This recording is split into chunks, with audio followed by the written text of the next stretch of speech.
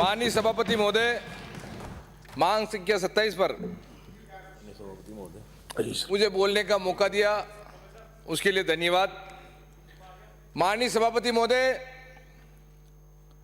इस सरकार बनने के बाद बहुत सी घोषणाएं हुई, बहुत सी बातें हुई, पेयजल पे भी काफ़ी बातें करी, काफ़ी घोषणाएं करी, पर यह सरकार 3.5-4 साल हो, इस सरकार को हुए हो गया, एक भी धरातल पे कोई काम नहीं हुआ। और वास्तव में उसका हर्जाना इनको पंचायत राज चुनाव में भुगतना पड़ा। और आने वाले दिनों में जो कंडीशन इनकी यूपी में होने वाली है, वो कंडीशन इनकी राजस्थान में होगी। और वास्तव में क्योंकि घोषणा आप करो मत करो तो उसको धरातल पे लाओ। और जो वसुंधरा जी ने घोषणा करी थी पेयजल की, वो काफी धरातल पे और काम हुआ था। मैं आज विधानसभा के माध्यम से माननीय प्रधानमंत्री मोदी जी को धन्यवाद दूं। उन्होंने जल जीवन मिशन के आधार ऊपर हमारे सिंचाई मंत्री जी, पीएचडी मिनिस्टर केंद्रीय गजेंद्र सिंह जी को भी धन्यवाद दूं कि उन्होंने, प्रधानमंत्री जी ने 15 अगस्त 2019 को लाल किले से एक घोषणा करी थी कि देश में हर कोने में, हर गली में, हर छोटे से छोटे कस्बे में नल के द्वारा पानी मिले, 2024 तक पानी मिले। उस काम को इस राजस्थान की सरकार ने केंद्र की योजना समझकर इस काम को धरातल पर अच्छी तरह कर नहीं पाए और केवल सरकार को कोसने की कोशिश करते हैं, मोदी जी को कोसने की कोशिश करते हैं। अगर इस योजना को लाते तो राजस्थान की जनता इनको भी धन्यवाद देती कि पानी की राजस्थान में काफ़ी दिक्कत है, काफ़ी किल्लत है। भाई चंबल से आए, माई से आए, मेवाड़ में 2 जगह पानी के आने की अच्छी संभावना है। उसी के तहत हमारे चित्तौड़गढ़ जिले में भी मोदी जी के आशीर्वाद से पानी आ रहा है चंबल से। वो चंबल का पानी पूरे जिले में पहुंचे। केवल इन्होंने होर्डिंग लगा लगा कर काम जरूर किया कि गहलोत साहब ने ऐसा कर दिया, वो कर दिया, चंबल का पानी आ रहा है। उसका स्वागत तो हम भी करते हैं, उसमें मोदी जी को धन्यवाद देने से मत चुको, क्योंकि उनसे मोदी जी से और भी आपको पैसा लेना है और आने वाले दिनों बहुत से काम आप लोगों को और करने हैं। इसलिए इस विधानसभा जब भी आप मंत्री जी इस पे जवाब दें, एक बार सबसे पहले मोदी जी को धन्यवाद दें कि घर घर पानी पहुंचा रहे हैं और हमारे चित्तौड़गढ़ में भी चंबल का पानी आ रहा है। माननीय सभापति महोदय, किसी भी काम को करने के लिए कर्मचारियों की बहुत ज़्यादा आवश्यकता होती है और कर्मचारियों की आवश्यकता के लिए पूरे राजस्थान में आज कर्मचारी आईएन हो, जेएन हो या फीडर हो या नल वगैरह चालू करने वाले हो, उनकी भयंकर कमी है। उनकी कमी को कैसे पूर्ति कर सकते हैं? माननीय मंत्री महोदय, महेश जी भाई साहब, हमारी बातों को सुन लो और कर्मचारियों को भर्ती कर लो। पानी का आवंटन अच्छा होगा, अच्छी तरह होगा। वरना मैं आपको इतना जरूर कह सकता हूं, आने वाले दिनों में पहले तो आपके 21 भी आए, अब की बार टेम्पू से ज्यादा आपकी कंडीशन खराब हो जाएगी। इसको जल जीवन मिशन को कैसे आप दर लाएं, उसको आप जरूर सोच लें, इसको करने की आप जरूर कोशिश करें। माननीय सभापति महोदय, यहाँ बैठेंगे, वहां बैठेंगे, समय आपको बताएगा। जो 10 तारीख को रिजल्ट आ रहा है उसको भी आप देखना कि कांग्रेस की पूरी देश में बदी क्या हुई। और मंत्री महोदय, आपको एक बार और बताना चाहता हूं, राजस्थान पूरे देश में कांग्रेस ने 70 साल तक राज किया है, एक भी काम कोई धरातल पर नहीं लाया। इसी को आप लोगों को भुगतना पड़ रहा है। माननीय सभापति महोदय, ये मंत्री जी बार बार मेरे को डिस्टर्ब कर रहे हैं, इन मंत्री का इस्तीफा लेना चाहिए इस प्रकार की हरकतों से। इनको मंत्री कौन कहेगा कल? मेरे को 10 मिनट का और समय और दे मैडम। माननीय सभापति महोदय, इनको घबराहट बहुत ज्यादा है, क्योंकि मोदी जी का नाम लेने से, केंद्र की सरकार का नाम लेने से और अब धीरे धीरे योगी के नाम लेने से भी इनको बहुत ज्यादा दिक्कतें हो रही है। माननीय सभापति महोदय, वसुंधरा जी भी हमारी नेता थी और हैं, इसमें कहीं दो राय नहीं। माननीय सभापति महोदय, इनको बिठाओ, इनको बहुत ज्यादा ये हो रही दिक्कत। माननीय सभापति महोदय, नहीं डाले बीच में। एक तो ये मेरे साहब अपने स्थान पे बता रहे आप। माननीय सभापति महोदय, एक दिक्कत बहुत ज्यादा है जनता जल योजना के तहत, जिन जल जीवन मिशन के तहत हमारे पंचायतों में बिजली के कनेक्शन हैं और बिजली के कनेक्शन के पैसे कम से कम मंत्री महोदय महेश जी साहब का 8-10 साल से बिल बाकी हैं।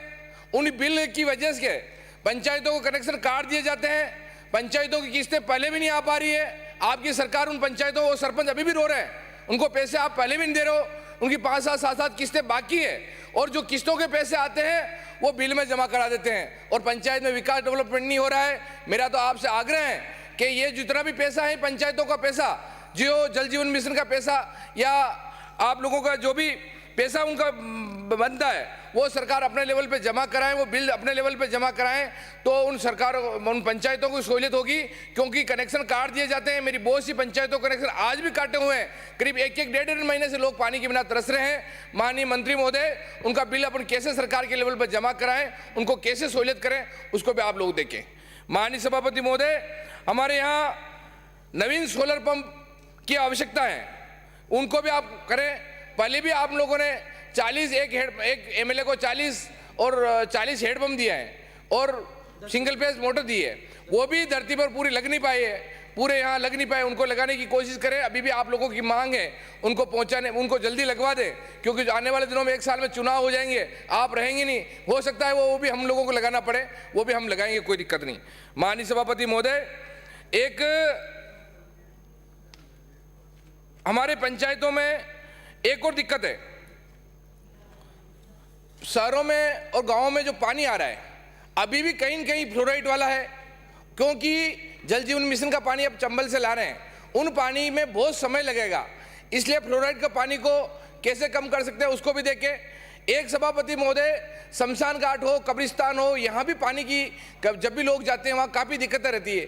सोलर के द्वारा वहाँ बोर करवा दिए जाए और उन बोर से पानी निकल, उन सोलर से अगर होगा, क्योंकि बिजली कनेक्शन हो नहीं पाते हैं, वहाँ पानी की आवश्यकता होती है और हेडपम्प से पानी इतना गहरा हो गया है, हेडपम्प से पानी निकल नहीं पाता है। तो सौर ऊर्जा के ऐसे मंत्री महोदय, एक एमएलए को 40-40, 50-50 सोलर वाले आप उनको और दें अलग से, तो वो भी हम लोग नीचे लगा पाएंगे और विधिवत वो चीज़ लग पाएगी। माननीय सभापति महोदय, एक चित्तौड़गढ़ स्मार्ट सिटी योजना में कच्ची बस्तियों में हम लोगों के वहाँ काफ़ी हैं और उन कच्ची बस्तियों में पानी की काफ़ी दिक्कतें रहती है। उन कच्ची बस्तियों को पानी को कैसे पहुँचा सकते हैं, छोटी छोटी ढाणियों में पानी कैसे पहुँचा सकते हैं, उनको भी एक बार आप अगर बारीकी की से देखेंगे, सरकार लेवल पर आप सोचेंगे तो केंद्र सरकार आपको आधा पैसा दे ही नहीं रही है। और भी हम अगर आप बार बार कोसते हो कि 25 MP बन गए, कुछ किया नहीं, वो नहीं किया, ये जितनी भी योजना आ रही है उन 25 MP की मेहरबानी है, उन्हीं की वजह से यहाँ आ रही है।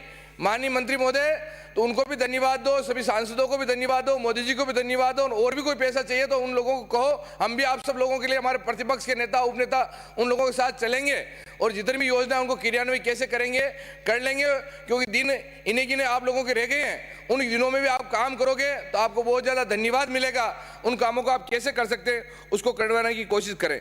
माननीय सभापति महोदय, एक ये मेंटेनेंस के नाम पे पैसे, टंकियों को साफ करने के, मेंटेनेंस के ये पैसे ले लेते हैं और इनके टेंडर होते हैं, उनमें भी बहुत भ्रष्टाचार की बदबू आती है। उनको नीचे क्रियान्वित कैसे कर सकते हैं, उनमें पानी की टंकियों की सफाई कैसे टाइम पे हो सकती है, जो पाइपलाइन के ठेके देते हैं उनमें भी काफ़ी भ्रष्टाचार होते हैं। उन भ्रष्टाचार को रोकने की आप लोग कोशिश करें, क्योंकि भ्रष्टाचार तो इस पूरी सरकार में भी मिला हुआ है, वहाँ कहीं दो राय नहीं है, क्योंकि मिलावटी सरकार भी है। भ्रष्टाचार की तो मैं जितनी भी बात करूं, क्योंकि सभापति महोदय मेरे को इतनी देर बोलने नहीं देंगे, वरना भ्रष्टाचार की तो इतनी लिस्टें हैं कि आप जितना भी कह सकता हूं उतनी कम है। इस भ्रष्टाचार की बुदबू को आप रोकने की कोशिश करें, टेंडरों की प्रक्रिया में आप रोकने की कोशिश करें, क्योंकि इन पे अगर थोड़ा अंकुश लगाएंगे, क्यों आने वाले दिनों में बीजेपी की सरकार आएगी और ये मंत्री वापस जेल में होंगे तो अच्छा नहीं लगेगा, इसलिए उसको भी आप थोड़ा दिखवाने की कोशिश करें। माननीय सभापति महोदय, क्या हुआ? चोमू के चक्कर में मत पड़ो, आप अपनी बात कहो। वही कह रहा हूँ साहब, वही कह रहा हूँ साहब। व्यवस्था कर लेके रोटी नहीं मिलेगी। माननीय सभापति महोदय, इन जितने सदस्यों ने, मंत्री जी ने मेरे बोलने से रोक रहे हैं, 10 मिनट का समय आप अलग से दे तो थोड़ा अच्छा लगेगा। माननीय सभापति महोदय, 2001 सभापति महोदय, पंचायतों में पानी की जो टंकी, ये पाइपलाइनें बिछाते हैं, वहाँ सीसी रोड हो या दूसरे कोई रोड, खंडे रोड बने हुए हैं या इस तरह के रोड बने हुए हैं, उनको तोड़ दिए जाते हैं। और आप डीपीआर जब से बनाओ उससे पहले ये जरूर हो, उस ठेकेदार को ये जिम्मेदारी जरूर दो, क्योंकि वो 1 फीट 2 फीट जो पाइपलाइन काटते हैं वही वापस बनाते हैं। और सीसी रोड जो गांव में बनी हुई है वो पूरी रोड टूट जाती है, और वो पंचायत में और गांव के उस पानी से ज़्यादा उस दुख के रोड की वजह से दुख पाते हैं। तो माननीय मंत्री महोदय, आप पहले भी डीपीआर में उस रोड को जोड़ के उसका अगर आप उस प्रकार उसको निकालोगे तो उन हमारे रोडों की जो स्थिति है आज पानी की लाइनें वगैरह जो डालने का कारण खराब हो रही है, उसकी अच्छी कैसे हो सकती है, उसको भी माननीय सभापति महोदय देखें। माननीय सभापति महोदय, एक हमारे यहाँ ठेकेदारों के जो काम पुराने हो रखे हैं उनके पैसे भी काफ़ी टाइम से आप लोगों के बाकी हैं, उनको पैसे दिलवाने की कोशिश भी आप लोग करें। माननीय सभापति महोदय, एक जहां अशुद्ध पानी मिल रहा है उसको कर्मचारी नहीं होने की वजह से नीचे देख नहीं पा रहे हैं, तो उनको टेम्परेरी आप उन अधिकारियों को, कर्मचारियों को आप लोग रखेंगे तो माननीय सभापति महोदय उसकी भी पूर्ति अच्छी हो सकती है। माननीय सभापति महोदय, एक बात ये जरूर है कि मेरी गोसुंडा बड़ी बांध है, उस बांध से कम 10 से 12 पंचायतें उधर आती है। उन पंचायतों में चंबल का पानी आने में करीब 2-3 साल लगेगा, और उन पंचायतों में 10-12 पंचायतें हैं, उन पंचायतों में काफ़ी पानी की आज भी दिक्कत हो रही है, क्योंकि बारिश की वजह से या किसी कम होने की वजह से उन पंचायतों में आज की तारीख में पानी मिल नहीं रहा है। वहाँ गोवंश भी काफ़ी है और पशु भी काफ़ी हैं। तो मेरा सभापति महोदय, वहाँ उन सभी पंचायतों में पानी के आप कैसे कनेक्शन दे दें, या कैसे अलग से आप सौर ऊर्जा वाले आप कनेक्शन दे दें, या कैसे आप लोग व्यवस्था करा सकते हैं, या टेम्परेरी आप गोसुंडा बांध का पानी जिंक के द्वारा या डीएफटी फंड के द्वारा उनका पैसा आप कैसे करके उसको उपलब्ध करवा दें। माननीय सभापति महोदय, वो भी आप करवाने की कोशिश कर दें। सभापति महोदय, पहले बीजेपी कार्यकाल में जब हम एमएलए थे उस टाइम एक एमएलए को 100 तो हेडपंप दिए जाते थे, और करीब 25, 30, 40 ये सिंगल फेज बोर मोटर दिए जाते हैं। अभी ये 30, 40 दे रहे हैं, तो हम वास्तव में हमारी पंचायतें काफ़ी लंबी चौड़ी है, वहाँ हम व्यवस्था कर नहीं सकते हैं। तो माननीय मंत्री महोदय, जब आप इसका जवाब दें तो ये आप जरूर देखें कि वापस 100 हेडपंप आप दें, सिंगल फेज भी 50 उनको दें, तो विधिवत हम नीचे लगा पाएंगे, उनकी व्यवस्था हम कर पाएंगे, उसकी व्यवस्था भी आप लोग करने की कोशिश करें। माननीय सभापति महोदय, एक बार मैं ये जरूर आपको एक बात कहूँ कि ये जल जीवन मिशन है, केंद्र का पैसा है, ये पैसा जितना आप जल्दी लगा सकते हैं उसको लगाने की आप कोशिश करें, क्योंकि नीचे वाई आपके नीचे जो पदाधिकारी हैं कांग्रेस के, केवल वो वाई लेने में चुके हैं, वास्तव में काम हो नहीं पा रहा है। जितना काम अच्छा कर सकते हैं उसको करवाने की कोशिश करने। सभापति महोदय, 2 मिनट। बाबूलाल नागर। सभापति महोदय, मेरे 2-5 मिनट तो इन लोगों ने खराब कर दिया है। श्री बाबूलाल नागर। सभापति महोदय, इन सब चीजों की आप व्यवस्था करें। आपको मैं बोलने का मौका दिया उसके लिए धन्यवाद। जय हिंद।